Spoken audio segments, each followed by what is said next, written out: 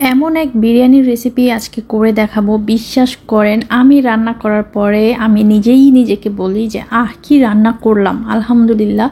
মানে এত সহজ একটা রেসিপি, একদম ঘরোয়া কিছু মশলায় অল্প উপকরণে এই বিরিয়ানিটা রান্না করে দেখাচ্ছি। আশা করছি আপনাদের কাছে অনেক বেশি ভালো লাগবে। প্রথমে এখানে আমি গরুর মাংস নিয়েছি। আজকে বিরিয়ানিটা গরুর মাংস দিয়ে রান্না করছি। আপনারা এখানে চাইলে খাসির মাংস ব্যবহার করতে পারেন। 1 টেবিল চামচ আদা বাটা, 1 টেবিল চামচ পরিমাণ রসুন বাটা, সাথে দিয়ে দিচ্ছি প্রায় 3 টেবিল চামচ পরিমাণ এখানে টক দই। তারপরে এখানে দিয়ে দিচ্ছি পোস্তদানা আর বাদাম বাটা। এখানে আমি পোস্তদানা আর কাজু বাদামটা ব্যবহার করেছি, আপনারা চাইলে কাঠবাদামও এখানে ব্যবহার করতে পারবেন। লাল মরিচের গুঁড়া দিয়ে দিলাম 1 টেবিল চামচের মতো। আর যে কোনো ব্র্যান্ডের বিরিয়ানি মশলা, প্যাকেটজাত যে বিরিয়ানি মশলাগুলো কিনতে পাওয়া যায়, সেখান থেকে আমি 1 প্যাকেটের অর্ধেকটা দিয়েছি। আর সামান্য একটু লবণ দিয়ে দিলাম, কারণ বিরিয়ানির মশলার মধ্যে কিন্তু লবণ দেয়া থাকে, তো এই জন্য লবণের পরিমাণটা অল্প করে দেয়াই ভালো। রান্নার সময় যদি প্রয়োজন পড়ে সেই ক্ষেত্রে তখন আরও দেয়া যাবে। এবার মাংসটাকে খুব ভালো করে হাত দিয়ে আমি মাখিয়ে নিচ্ছি। মাংসটাকে চেষ্টা করবেন 1-2 ঘন্টা ম্যারিনেট করে রাখার জন্য। প্রায় 2 ঘন্টার মতো ম্যারিনেট করে রাখলে না বিরিয়ানির টেস্টটা অনেক বেশি ভালো আসে। তো সরাসরি রান্নায় চলে আসলাম। প্যানের মধ্যে আমি তেল দিয়েছি পর্যাপ্ত পরিমাণ, আর এই তেলটা দিয়েই আমি বিরিয়ানিটা পুরোটাই রান্না করব আর কি। তো এই জন্য তেলের পরিমাণটা একটু বেশি দিলাম। পেঁয়াজ দিয়ে পেঁয়াজটাকে বেরেস্তার মতো করে ভেজে নিতে হবে। তারপরে এখানে কিছু আস্ত গরম মশলা দিয়ে দিলাম যখন পেঁয়াজ বেরেস্তার মতো হয়ে যাবে আর কি। এরপরে ম্যারিনেট করে রাখা মাংসটাকে দিয়ে দিয়েছি। আর মাংসটা ম্যারিনেট করে আমি নর্মাল ফ্রিজে রেখে দিয়েছিলাম। আমি প্রায় 3-4 ঘন্টার মতো ম্যারিনেট করে রেখেছিলাম। তো এখন নেড়ে চেড়ে খুব ভালোভাবে মাংসটা তেলের সাথে পেঁয়াজের সাথে মিক্স করে নিতে হবে। আমি পেঁয়াজ বেরেস্তাটা রান্নার সময় করে নিলাম। আপনারা কিন্তু চাইলে ম্যারিনেট করার সময় পেঁয়াজ বেরেস্তা দিতে পারেন। আর যেই বাটির মধ্যে মশলা দিয়ে মাখিয়েছিলাম সেই বাটিটা ধুয়ে একটু পানি দিয়ে দিলাম। তারপরে ভালো করে নেড়ে চেড়ে মিক্স করে নিয়ে আমি মাংসটাকে ঢাকনা দিয়ে ঢেকে মিডিয়াম আঁচে রান্না করতে থাকবো। আর এরই মধ্যে মাংস থেকে কিন্তু পানি ছেড়ে আসবে। এই পানিটা দিয়ে মোটামুটি মাংসটা কিন্তু সিদ্ধ হয়ে যাওয়ার মতো হয়ে যাবে আর কি। তো ঢাকনা দিয়ে ঢেকে এবার মাংসটাকে রান্না করছি আমি। আর চুলার আঁচটা কিন্তু এই পর্যায়ে আমি মিডিয়ামেই রাখবো। তো প্রায় 10-15 মিনিট রান্না করার পরে মাংস থেকে পানিও ছেড়ে এসেছিল। তারপরে পানিটাকে ভালো করে কষিয়ে নিয়েছি। আর এই পর্যায়ে পানিটা কিন্তু কমে গিয়েছে। আমি এই পর্যায়ে মাংসটাকে 5-7 মিনিট ভালো করে নেড়ে চেড়ে কষিয়ে নিব। তো এই পর্যায়ে কিন্তু অবশ্যই নেড়ে চেড়ে একটু কষিয়ে নিতে হবে। মাংস যত বেশি কষানো হবে বিরিয়ানিটা তত বেশি মজা হবে। তো এখন যেটা করতে হবে, মাংসটা সিদ্ধ হওয়ার জন্য আমি এখানে গরম পানি দিয়ে দিচ্ছি 1 কাপের মতো। অবশ্যই গরম পানি দিতে হবে সিদ্ধ হওয়ার জন্য। এই পানিটা দিয়ে একদম পুরোপুরি মাংসটা ভালোভাবে সিদ্ধ হয়ে যাবে। মাংসের মধ্যে যদি ঠান্ডা পানি দেন তাহলে কিন্তু মাংসটা হার্ড হয়ে যাবে। তাই রান্না করার সময় অবশ্যই কিন্তু গরম পানি ব্যবহার করতে হবে। এবার ঢাকনা দিয়ে ঢেকে রাখছি। আর ওইদিকে বিরিয়ানিতে তো আলু দিতে হবে। আলু ছাড়া বিরিয়ানি কেমন যেন লাগে। তো প্যানের মধ্যে একটু তেল দিয়েছি, তার মধ্যে আমি আলু দিয়ে দিলাম। একটু বড় বড় টুকরো করে কাটতে হবে। আলুটা সামান্য একটু জর্দার রং আর লবণ দিয়ে আমি একটু মাখিয়ে নিয়েছি, এতে করে কালারটা খুব সুন্দর লাগে দেখতে। এবার একটু দাগ কেটে ভেজে নিতে হবে, মানে ভাজা ভাজা হলে আলুটাকে আমি মাংসের মধ্যে দিয়ে দিচ্ছি। এবার এই মাংসের পানিটা যতটুকু আছে ততটুকুর মধ্যে আলুটাও কিন্তু ভালো করে সিদ্ধ হয়ে যাবে। এবার ঢাকনাটাকে খুলে আমি আস্তে ধীরে এটাকে রান্না করছি। আর এর মধ্যে মাংস সিদ্ধও হয়ে গিয়েছে। এবার ঝোলের পানিটা কমে যাওয়া পর্যন্ত অপেক্ষা করছি।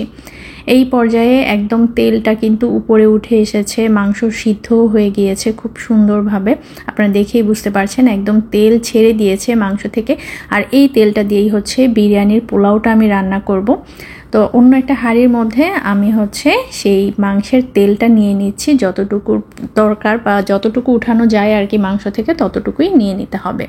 তেলটা উঠিয়ে নিলাম। আর সাথে এখানে আমি 1 টেবিল চামচ পরিমাণ ঘি ব্যবহার করছি, কারণ বিরিয়ানি রান্না করছি, ঘি তো একটু দিতেই হবে। এই ঘিটা দেওয়ার কারণে কিন্তু ফ্লেভার অনেক বেশি ভালো আসবে।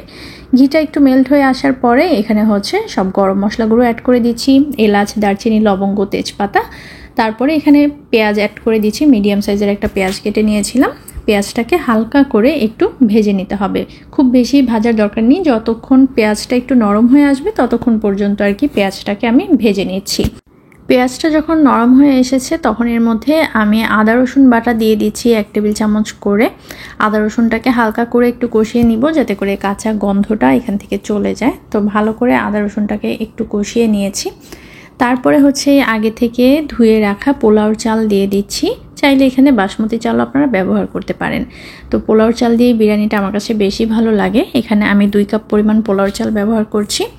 আর লবণ দিয়ে দিলাম। পোলাওর জন্য যতটুকু দরকার পড়বে ততটুকু লবণই কিন্তু দিতে হবে। এবার হচ্ছে চালটাকে একটু ভালো করে ভেজে নিতে হবে। প্রায় 5-7 মিনিট সময় লাগবে চালটা ভেজে নিতে। চাল যত ভালো করে ভাজা হবে বিরিয়ানিটা কিন্তু তত ঝরঝরে হবে।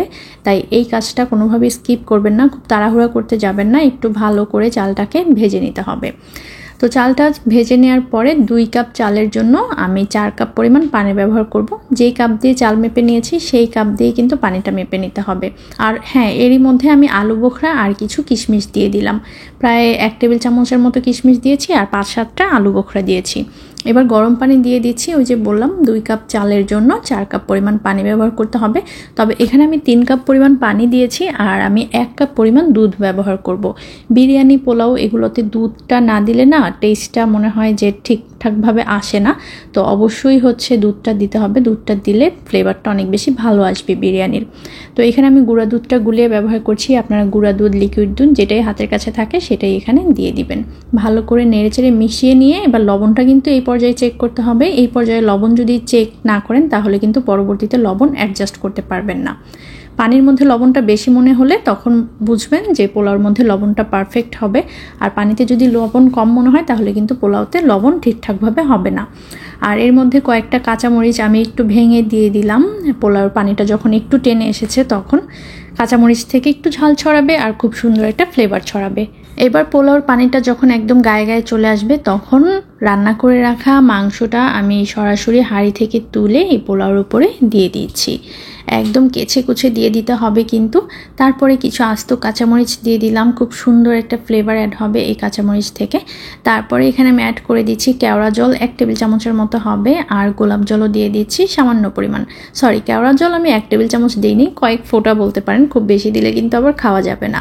তো যাই হোক, অল্প করে দিয়ে দিলাম। আর এতে করে বিরিয়ানির ফ্লেভার একদম বাবুর্চিদের মতো হয়। আসলে এইটা অবশ্যই দেওয়ার চেষ্টা করবেন কেওড়া জলটা, তাহলে ফ্লেভারটা খুব বেশি ভালো আসে, একদম শাহি শাহি বিরিয়ানির একটা ফ্লেভার আসবে। এবার আলতো হাতে মিক্স করতে হবে, খুব বেশি ঘাটাঘাটি করা যাবে না। ঘাটাঘাটি করলে চালগুলো একদম ভর্তা ভর্তা হয়ে যাবে। একদম আলতো হাতে মিক্স করে দিতে হবে। এটাকে মিক্স করে দিয়ে চুলার আঁচটা লোতে রেখে দমে রেখে দিতে হবে মিনিমাম 15 মিনিটের জন্য। আর হাঁড়ির তলানি যদি পাতলা হয় সেক্ষেত্রে একটা তাওয়া বিছিয়ে নিতে পারেন, আর যদি মোটা হয় সেক্ষেত্রে তাওয়া বিছানোর কোনো প্রয়োজন নেই। তবে আমি একটা তাওয়া দিয়ে তারপরে হচ্ছে দমে রেখে দিচ্ছি একদম ঘড়ি ধরে 15 মিনিট। তারপরে 15 মিনিট পরে ঢাকনাটাকে খুলে দিতে হবে। ঢাকনাটাকে খুলে আবারও আলতো হাতে একটু মিক্স করে নিতে হবে।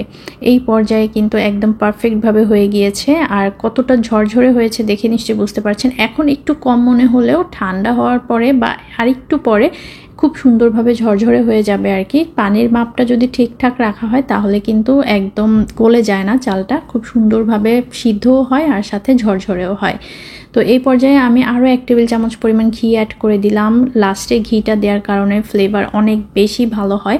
তো চারদিকটাকে একটু ভালো করে ছড়িয়ে দিচ্ছি আমি ঘিটা। আর সবশেষে আমি কিছুটা পেঁয়াজ বেরেস্তা উপর থেকে ছিটিয়ে দিয়ে তারপর ঢাকনা দিয়ে ঢেকে আরও 5 মিনিটের মতো এভাবে করেই রেখে দিব। এতে করে পেঁয়াজ বেরেস্তার একটা ফ্লেভার সাথে ঘিয়ের ফ্লেভারটা খুব সুন্দরভাবে ছড়িয়ে যাবে। ব্যাস, তারপরে হচ্ছে পছন্দ মতো সার্ভ করে নেবেন। লেবু, শসা, কাঁচা পেঁয়াজ, কাঁচামরিচ, মানে এটার স্বাদ বলে বোঝানোর মতো না আসলে। আল্লাহ হাফেজ।